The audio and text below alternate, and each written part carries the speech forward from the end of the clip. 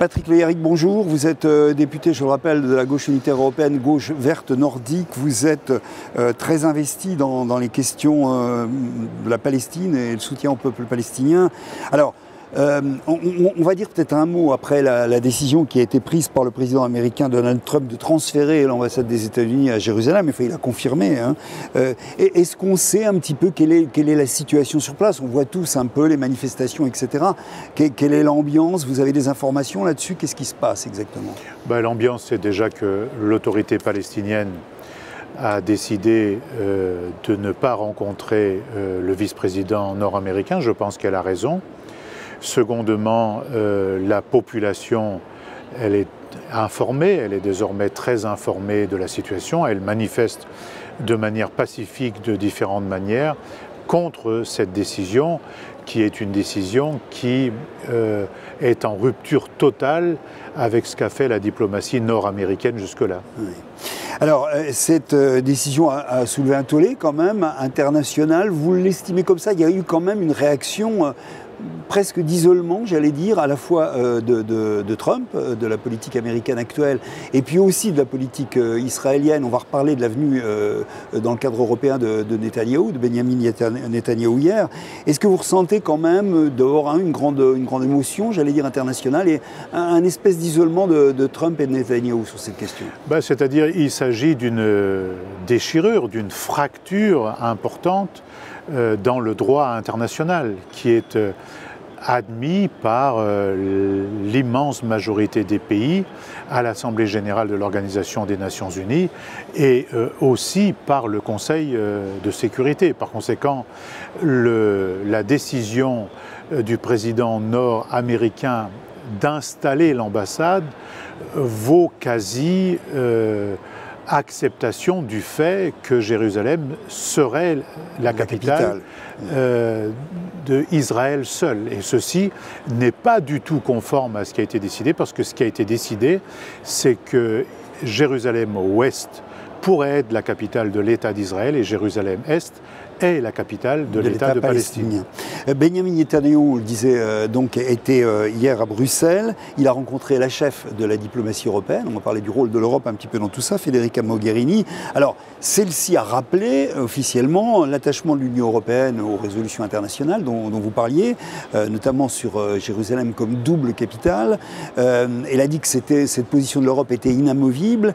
Est-ce que le soutien de l'Europe, qui semble être affiché, est important dans la conjoncture, et est-ce que c'est suffisant surtout? Oui, ces mots-là sont importants. Redire ce qu'elle a dit, c'est important. Mais c'est devenu insuffisant, parce qu'on ne peut pas continuer à dire ces mots tout en jouant un autre tableau qui est un tableau d'impunité générale des dirigeants israéliens qui poursuivent la colonisation, qui poursuivent le mur, qui poursuivent l'expulsion des gens, des Palestiniens de leur maison à Jérusalem.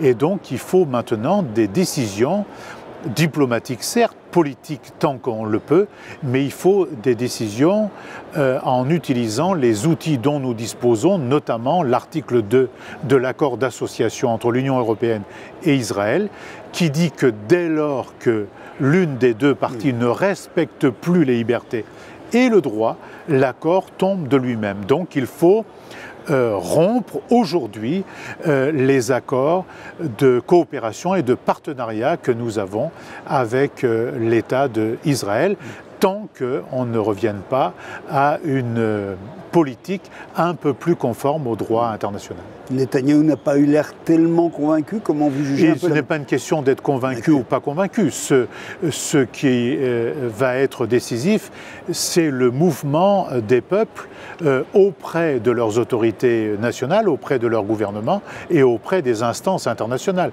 M. Netanyahou ne sera jamais convaincu. Il ne comprendra qu'une chose, c'est la modification question du rapport de force. Bien sûr.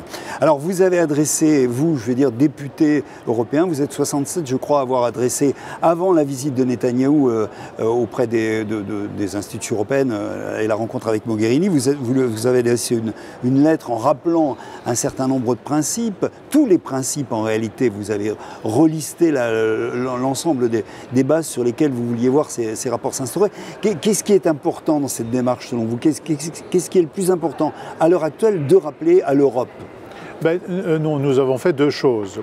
À la suite d'une réponse que m'a fait Mme Mogherini sur la destruction d'infrastructures, notamment d'écoles, que paye l'Union européenne, où elle m'a répondu nettement que ça coûtait 1 500 000 €, nous avons adressé un message via le journal Haaretz à Tel Aviv au Premier ministre israélien pour lui dire, avant de repartir, n'oubliez pas de payer votre facture.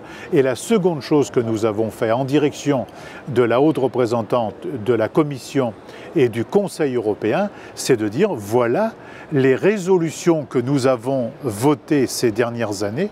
Ces résolutions demandent l'application du droit international avec les frontières de la Palestine telles que décidées en 1967 avec Jérusalem-Est comme capitale. D'autre part, dans ces résolutions, nous demandons la libération des prisonniers politiques, dont Marwan Barghouti.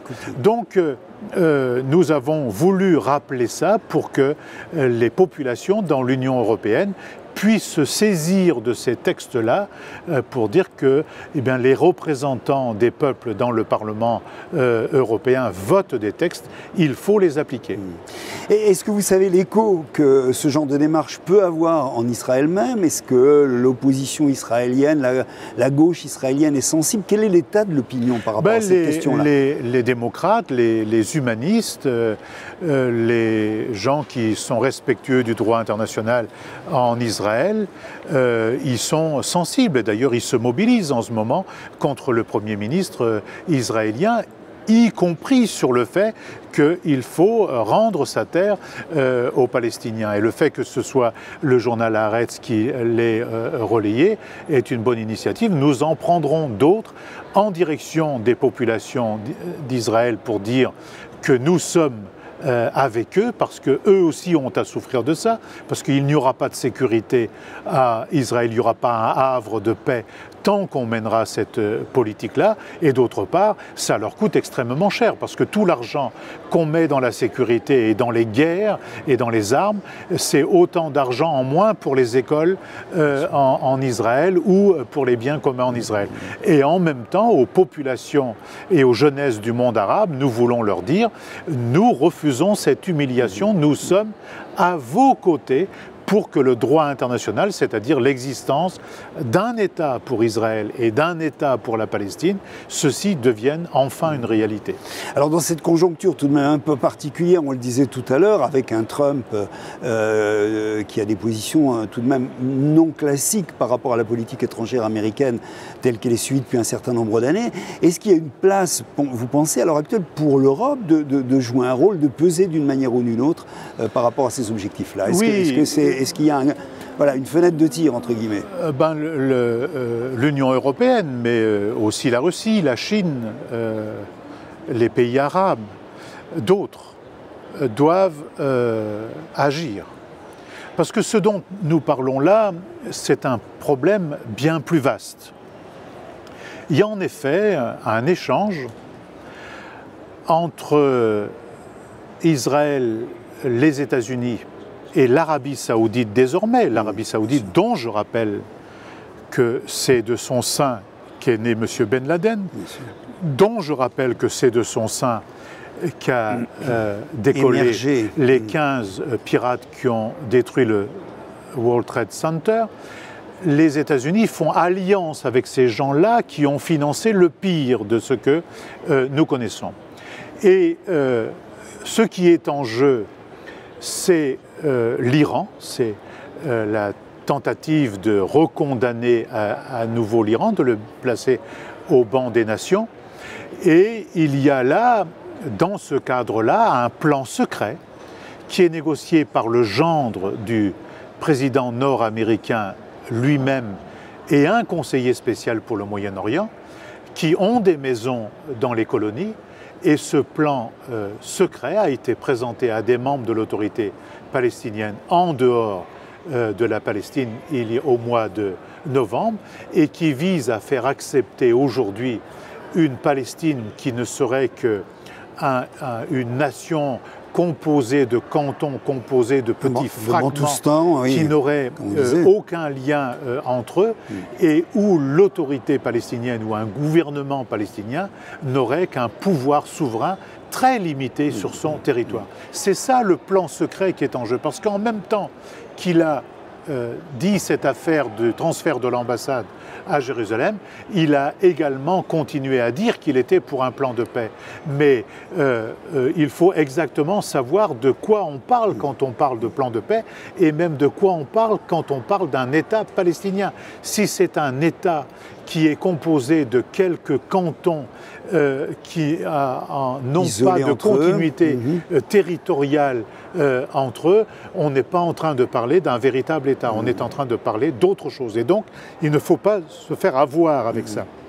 C'est pour cela que les institutions européennes doivent, dans ce moment, tenir extrêmement ferme. Et pour qu'elles tiennent ferme, il faut une mobilisation des associations, des forces humanistes, démocratiques, sociales dans notre pays. Ce qui suppose aussi un dernier mot, que l'Union européenne a une vision globale, puisque c'est bien, on est bien en train de dire ça, on est bien en train de dire que cette question de la Palestine, aujourd'hui, est indissociable de l'ensemble des questions qui sont en train de se poser à l'heure actuelle au Moyen-Orient, bien entendu, avec les rapports de force et qui sont en train de se mettre en place, comme vous le disiez. Aujourd'hui, ça veut dire quand même que l'Union européenne pourrait avoir une position diplomatique forte, ce qu'elle n'a jamais eu réellement jusqu'à maintenant dans cette région du monde, qui est tout de même une région en incandescence forte à l'heure actuelle. Elle doit, au nom de la paix, au nom de la sécurité du monde, désormais, elle doit se montrer à la hauteur de ce qui est en train de se passer. Et ce qui est en train de se passer est extrêmement grave, parce que tout ceci est en feu, est en ébullition totale, et ceci peut avoir des conséquences dramatiques pour le monde dans son ensemble. Donc il faut absolument à la fois des initiatives diplomatiques, des initiatives politiques de l'Union européenne, de la France. La France, elle a traditionnellement une aura dans ces régions. Il faut retrouver la diplomatie que nous avions, la diplomatie positive que nous avions hier, ne pas laisser bafouer le droit international et en même temps prendre des initiatives de reconstruction là où les questions se posent, et ceci sans aventure. Il y a évidemment des situations qu'on ne peut pas tolérer du point de vue de tel ou tel gouvernement. Ceci dit, il faut bien discuter dans la phase où nous sommes aujourd'hui, discuter avec tous dans l'intérêt de la paix et de la souveraineté des peuples. Juste un dernier mot, il y aura un débat au Parlement européen. Vous avez réussi à faire inscrire un débat au Parlement européen sur la question de la Palestine, sur la question de Jérusalem. Vous pensez que le Parlement va pouvoir avoir une voix un peu unifiée sur ces questions-là et que c'est important ? Moi, je fais toujours la même réponse. Le Parlement n'aura pas de voix unifiée si les citoyennes et les citoyens dans chacun des pays n'appellent pas leurs députés, fassent entendre leur opinion auprès de leurs députés.